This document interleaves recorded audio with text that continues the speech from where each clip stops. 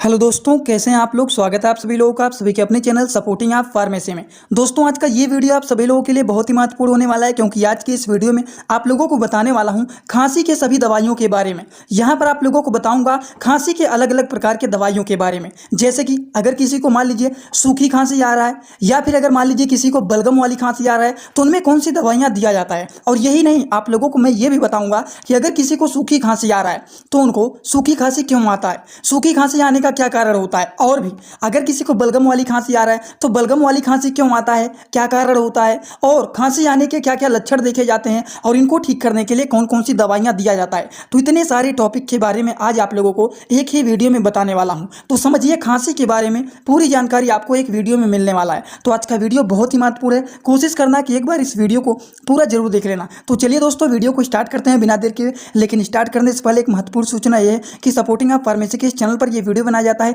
केवल मेडिकल छात्रों के नॉलेज के लिए। कोई भी दवा अपने से ना इस्तेमाल करें बिना डॉक्टर के सलाह के। दोस्तों, सबसे पहली बात यहाँ पर यह आता है कि अगर किसी को खांसी आ रहा है तो खांसी आने पर कौन कौन से लक्षण देखे जाते हैं। सबसे पहली बात तो आप लोगों को ये जानना पड़ेगा कि अगर लोगों को खांसी आ रहा है तो खांसी आने पर क्या क्या लक्षण देखे जा सकते हैं। दोस्तों, अगर हम लोग लक्षण की बात करें तो सबसे पहले स्ट्रेप थ्रोट देखा जाता है, मतलब उनका गला खराब होने लगता है। गले में टॉन्सिल होने लगता है, मतलब गले में गिल्टियों में सूजन होने लगता है।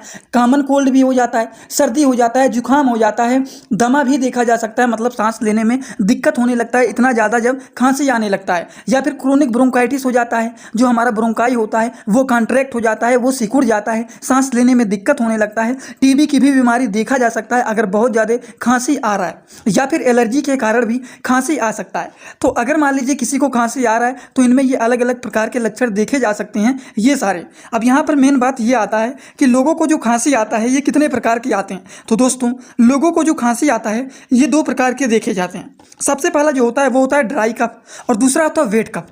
ड्राई कफ का मतलब होता है सूखी खांसी आना। अगर किसी को सूखी खांसी आ रहा है तो उनको हम लोग बोलते हैं इंग्लिश भाषा में ड्राई कफ। और अगर आप लोगों को मान लीजिए सूखी खांसी आ रहा है, आपको डॉक्टर ने सिरप दिया है, तो उस सिरप के ऊपर लिखा रहता है ड्राई कफ सिरप। तो आप लोगों को इसका मतलब पता रहेगा तो ही ना समझेंगे कि ड्राई कफ का क्या मतलब होता है। ड्राई कफ का मतलब होता है सूखी खांसी, और वेट कफ का मतलब होता है बलगम वाली खांसी।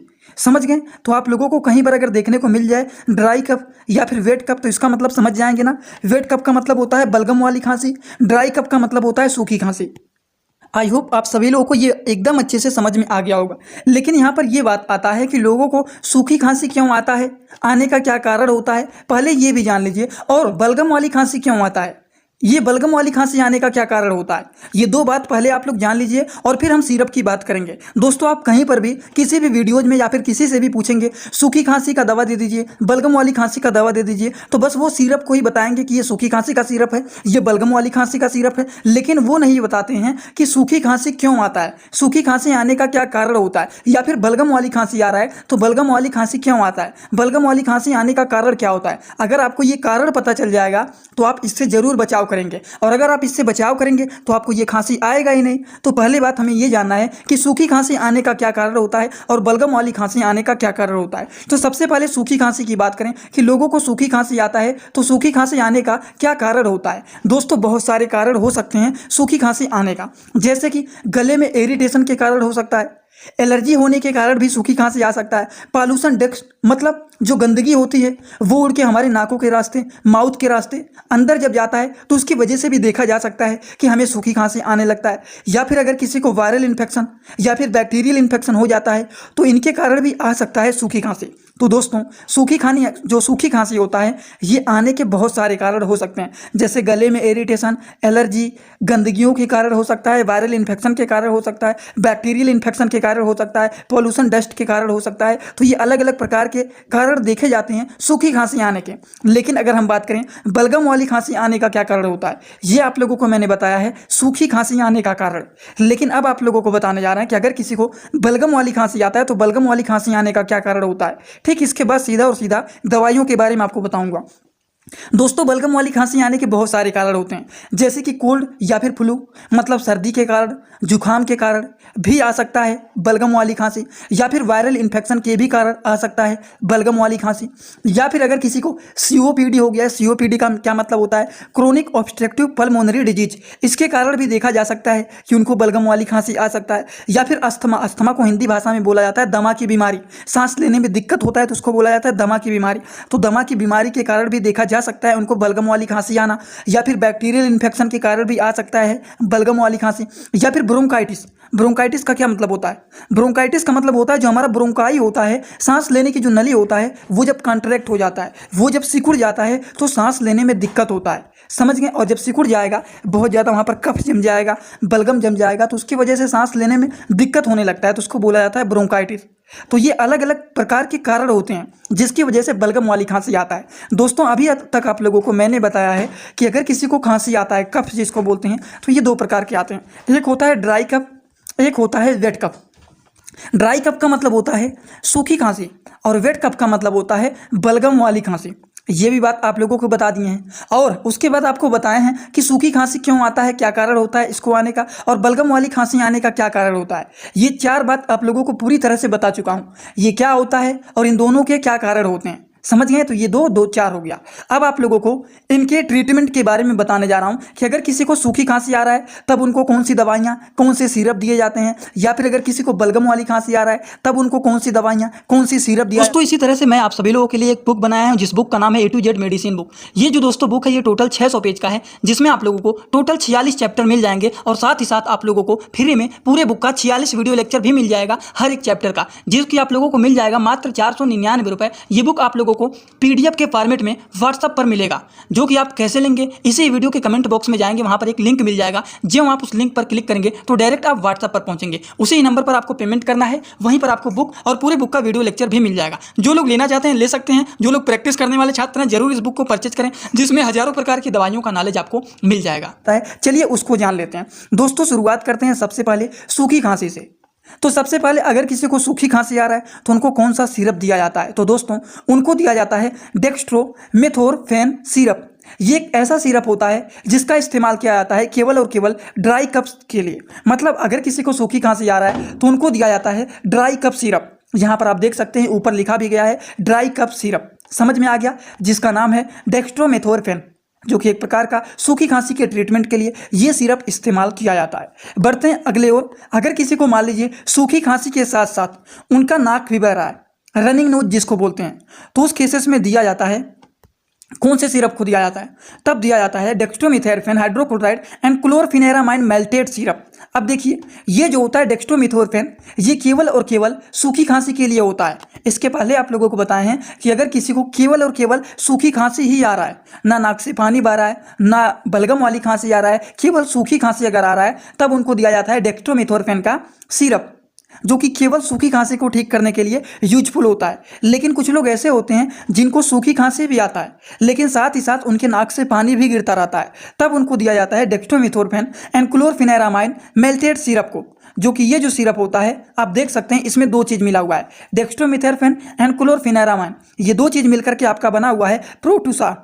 ये एक ऐसा सिरप होता है जो कि सूखी खांसी और रनिंग नोज को ठीक करने के लिए इसका इस्तेमाल किया जाता है। बात करें अगले सिरप के बारे में, तो अगला जो सिरप है वो है डेक्स्ट्रोमेथोर्फेन। यहाँ पर थोड़ा सा टाइपिंग मिस्टेक है, यहाँ पर डेक्स्ट्रोमेथोर्फेन क्लोरफिनेरामाइन एंड फेनिलेप्रिन। अब देखिए आप लोगों को मैंने बताया है इसके पहले जो सिरप के बारे में, उसमें केवल ये दो चीज़ मिला हुआ है। सबसे पहले तो आपको बताएं हैं डेक्स्ट्रोमेथोर्फेन के बारे में, जो कि केवल और केवल सूखी खांसी के लिए यूजफुल होता है। लेकिन फिर दोबारा आपको बताया कि ये दो चीज़ के कॉम्बिनेशन वाला जो होता है क्लोरफिनेरामाइन और डेक्स्ट्रोमेथोर्फेन, ये दोनों सिरप का काम होता है सूखी खांसी को भी ठीक करना और रनिंग नोज को भी ठीक करना। लेकिन इसमें मिला हुआ है तीन चीज़, इसमें फेनिलेप्रिन भी मिला हुआ है। तो ये तीन चीज़ जब मिले हुए हैं तो इनका काम होता है सूखी खांसी को भी ठीक करना, नाक से पानी बह रहा है उसको भी ठीक करना, एंड डीकंजेस्टेंट का मतलब क्या होता है? इसका मतलब होता है नाक जो होता है वो जाम हो गया है, सांस लेने में दिक्कत हो रहा है, तब उसको ये ठीक करने के लिए ये तीनों चीज़ के कॉम्बिनेशन वाले सिरप का इस्तेमाल किया जाता है, जो कि ये जो सिरप है ये कफरील डी के नाम से ये फेमस होता है। समझ में आया बात आप लोगों को? इसमें ये तीन चीज़ मिला हुआ है, बस आपको इसके कंपोजिशन को पढ़ना है। डेक्स्ट्रोमेथोर्फेन, क्लोरफिनेरामाइन एंड फेनिलेप्रिन, ये तीनों चीज़ का 3 काम होता है। सूखी खांसी को ठीक करना, रनिंग नोज को ठीक करना। रनिंग नोज का मतलब होता है नाक से पानी बहना। डिसकंजेस्टेंट का मतलब होता है नाक एकदम जाम हो जाना। समझ में आया बात? तो ये सारी चीज़ों को ठीक करने के लिए ये तीनों कॉम्बिनेशन वाले सिरप का इस्तेमाल किया जाता है। आई होप आप सभी लोगों को ये सारी बात समझ में आया होगा। तो चलिए बात करते हैं अगले सिरप के बारे में।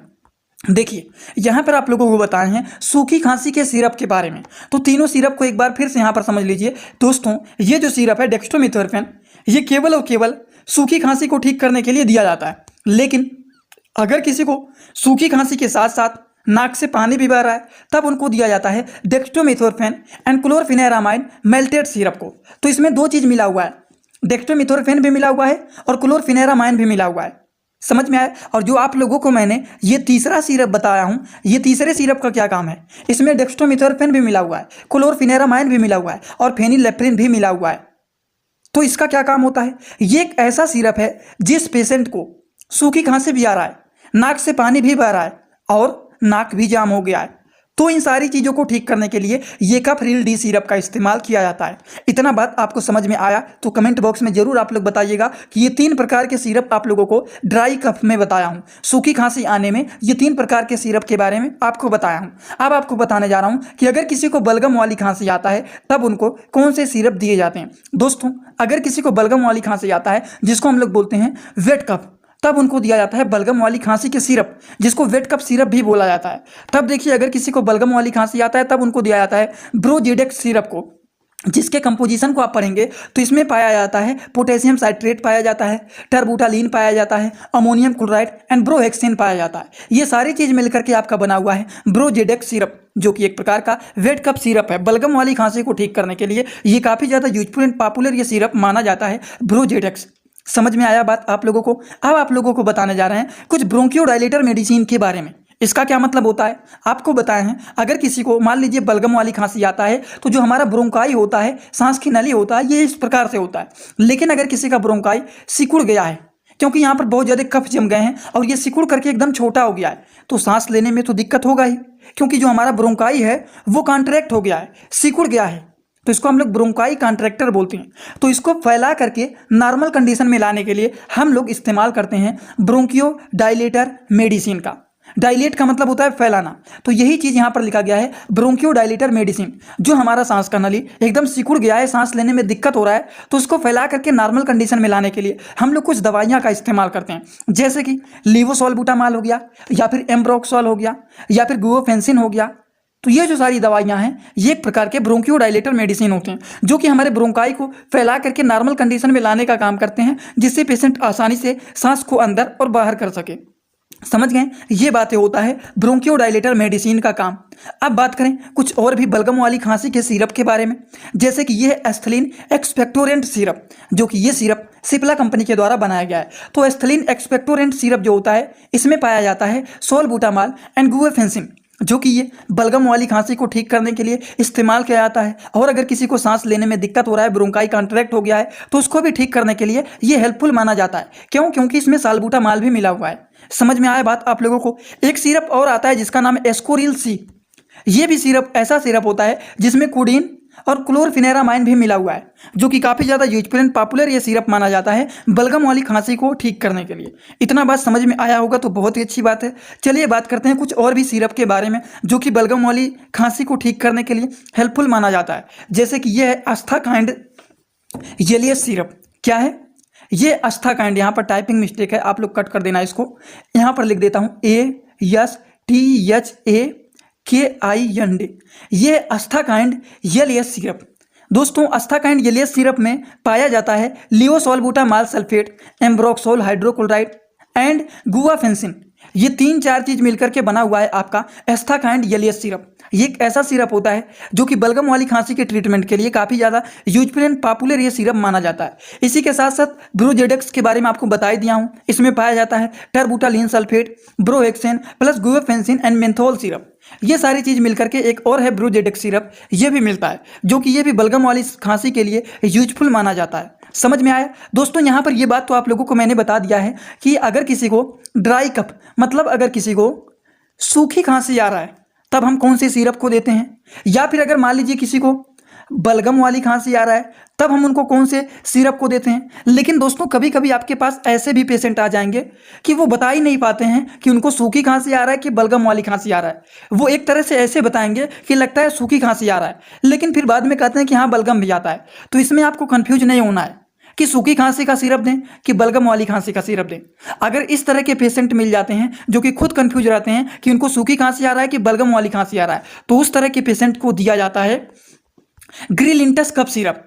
दोस्तों ये एक ऐसा सिरप होता है जो कि सूखी खांसी के लिए भी यूजफुल होता है और बलगम वाली खांसी के लिए भी यूजफुल होता है। अगर किसी को सूखी खांसी आ रहा है तो उसको भी ये ठीक कर देगा, बलगम वाली खांसी आ रहा है तो उसको भी ये ठीक कर देगा, क्योंकि इसमें ये सारे कॉम्बिनेशन मिले हुए हैं जिससे पेशेंट ठीक हो सके।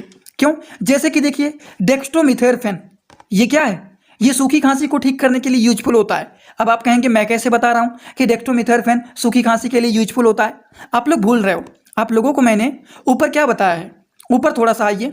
यहाँ पर जो पहला सिरप दिखाए हैं आप लोगों को सूखी खांसी के लिए, ये सूखी खांसी जो होता है इसमें पाया जाता है डेक्स्ट्रोमिथेरफेन। ये एक ऐसा सिरप होता है जो कि केवल और केवल सूखी खांसी को ठीक करने का काम करता है। तो ये जो आप लोगों को मैं सिरप बता रहा हूँ इसमें देखिए मिला हुआ है डेक्स्ट्रोमिथेरफेन भी मिला हुआ है, क्लोरफिनेरामाइन भी मिला हुआ है, गुआफेंसिन भी मिला हुआ है और अमोनियम क्लोराइड भी मिला हुआ है।